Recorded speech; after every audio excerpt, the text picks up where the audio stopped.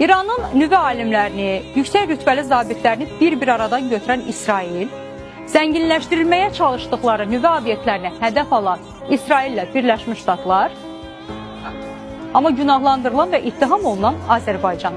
Biz artıq çoxdandır Azərbaycandan umuruq belə bir şeyləri.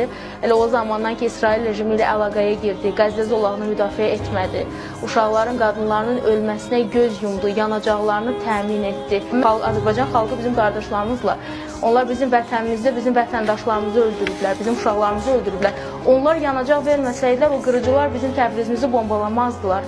Bizim ikimizin də Təbrizini, bəyəm illər boyu can yandırmırdınız Təbriz barədə, bəyəm ağız dolusu Təbrizin şeirləri oxumurdunuz. Bəs niyə Təbrizinizdə indi 7 yaşlı uşaqlar şəhid olur və siz buna susursunuz? Necə bunu bacarırsınız? Və qorxun ki, Azərbaycanın şiələri, qeyrətli müsəlmanları sizə qarşı qalxacaqlar və buna dözməyəcəklər.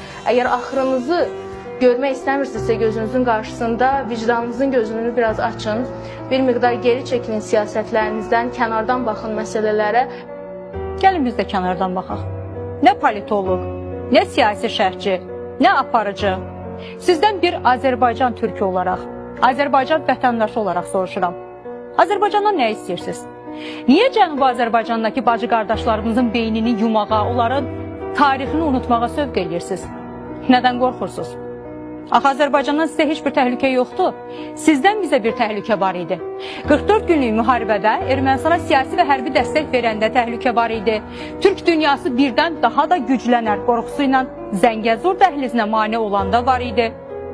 Maliyyələşdirib biz tərəfə göndərdiyiniz bir neçə şəxsin teokratik şəriət dövləti qurmağı planlaşdıranda sizdən bizə təhlükə var idi. Ermənistanın 30 il ərzində işğalda saxladığı Azərbaycan torpaqlarına Tehranın tırlarla göndərdiyi silahlar, yanacaq və raket hissələri hardan gəlirdi?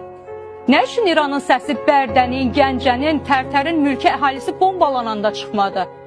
Əgər siz bugün İranın hərbi obyektləri bombalanır deyə Azərbaycandan səs gözləyirsinizsə, bəs siz niyə susdunuz həmin vaxt? Axı siz də müsəlmansınız və ermənilərin tövləyə çevirdikləri məscidlər sizin üçün də Allahın evidir.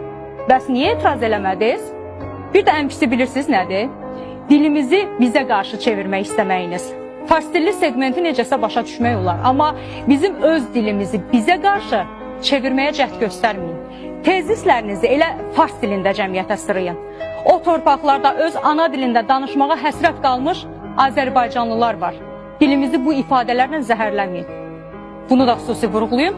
Təbrizim deməyə elə ən çox da bizim haqqımız çatır. Təbrizdən uzaq qalmış Azərbaycanlıların haqqı çatır.